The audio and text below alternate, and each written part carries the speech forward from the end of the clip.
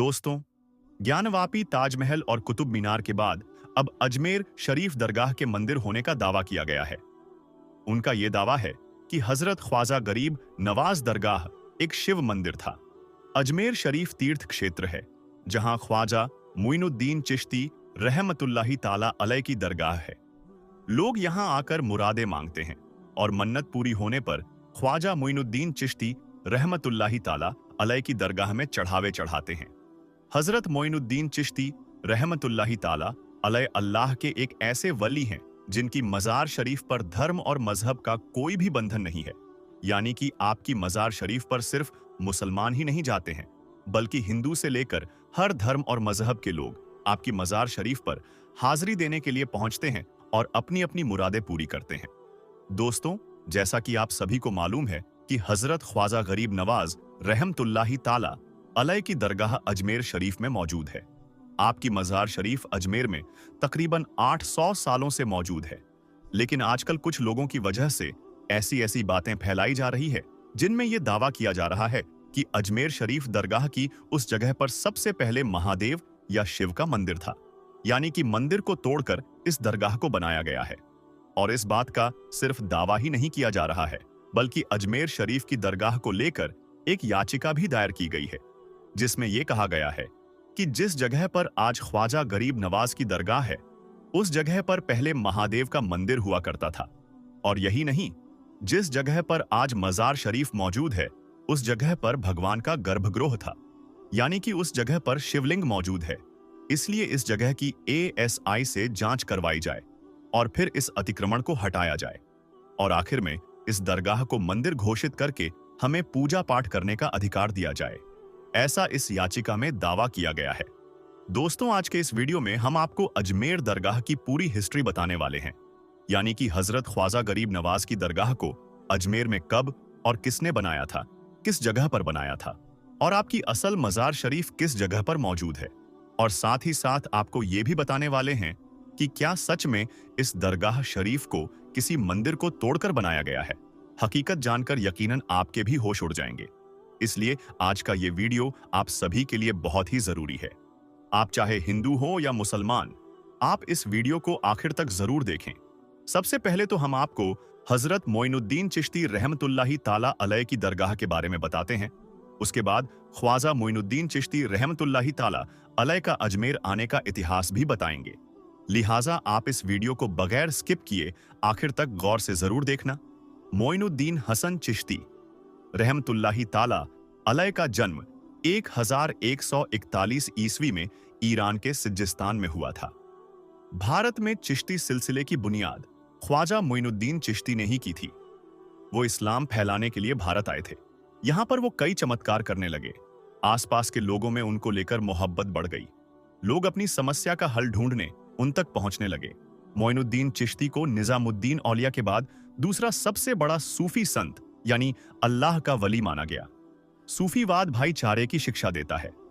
उस समय यहां 5 वक्त की अज्जन होती और नमाज अदा की जाती थी। मुगल बादशाह उनके अमल और उनके इल्म के जानकार थे।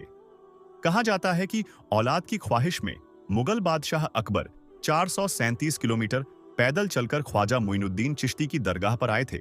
इसके बाद ही उनके घर में जहांगीर की पैदाइश हुई थी। इल्तुतमिश, अकबर, रजिया सुल्तान, जहांगीर, शाहजहां, औरंगजेब, ऐसे जो मुगल सम्राट थे, इन लोगों ने उस दरगाह का अपने वक्त में दौरा किया था। बड़ौदा के महाराज ने दरगाह शरीफ के ऊपर की कंस्ट्रक्शन की थी। जहांगीर, शाहजहां और जहां आरा ने इसके कंस्ट्रक्शन में भी हिस्सा लिया था। दोस्तों, अब हम आपको थोड़ा पीछे ले चलते हैं और आपको यह बताते हैं कि जब हजरत ख्वाजा गरीब नवाज भारत आए थे तो उस वक्त अजमेर का माहौल कैसा था।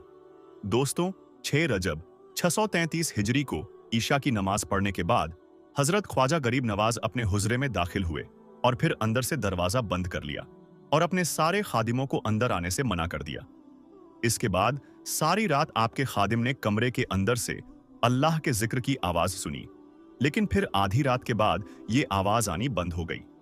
लेकिन फिर जैसे ही फज्र का वक्त हुआ तो आपके खादिम ने दरवाजा खोलना चाहा, मगर वो दरवाजा नहीं खुला। आखिरकार फिर हुजरे के दरवाजे को तोड़ा गया। इसके बाद आपके मुरीद ने अंदर जाकर देखा तो सबकी आंखों से आंसू निकल आए, क्योंकि उन्होंने देखा कि हजरत और ख्वाजा गरीब नवाज का विशाल हो चुका है, यानी कि आप इस दुनिया से रुखसत हो चुके हैं। आपके विशाल के बाद आपकी नमाज़े जनाजा पढ़ाई गई और फिर आपको उसी जगह पर दफन कर दिया गया जहां पर अजमेर में आप सबसे पहले चटाई बिछाकर बैठे थे। हम आपको बता दें कि उस वक्त वहां पर कुछ भी नहीं था, बिल्कुल खाली मैदान था, और उस वक्त आपकी मजार शरीफ भी कच्ची बनाई गई थी। फिर एक बार बादशाह अकबर ने दरगाह के नाम कुछ तोहफे दिए, जिनको बेचकर फिर दरगाह का काम करवाया गया। हम आपको बता दें कि अजमेर दरगाह का जो गुंबद है उसको हजरत ख्वाजा हुसैन के बेटे ने बनवाया था। फिर 849 हिजरी में दरगाह का जो मेन गेट है इसे मांडू के सुल्तान ग्यासुद्दीन खिलजी ने बनवाया था, और गुंबद पर लगा हुआ कलश रामपुर के नवाबों की देन है। इसके अलावा अजमेर दरगाह में सुनहरी कटहरा बादशाह जहांगीर ने बनवाई थी और उसकी मरम्मत महाराजा जय सिंह ने की थी। बादशाह अकबर ने हजरत ख्वाजा गरीब नवाज की दरगाह के लिए 18 गांव की जागीर वक्फ की।